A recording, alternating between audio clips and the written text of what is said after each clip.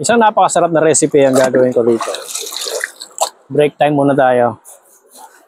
Hindi ako makaluso ngayon dahil malakas ang bagyo sa Quezon. Umuwi kami, walang mahuli, balik kami ng Laguna. At for the meantime, let's have a break. Yung huli namin palos, dito namin nahuli ito dito sa Liliw. Pinatulog ko lang sa freezer and then lulutuin namin ngayon barbecue.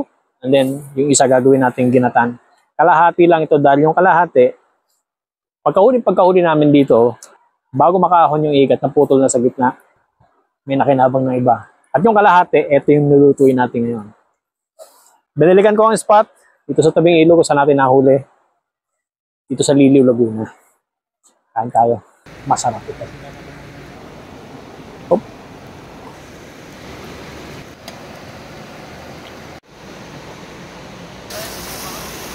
Barbecue. Kain tayo. Ikot ka. Ang sarap mag-picnic pagka ganito ang pagkain. Kain tayo. Ba't pa lang ngayon? Kain tayo! Kain tayo! Oh!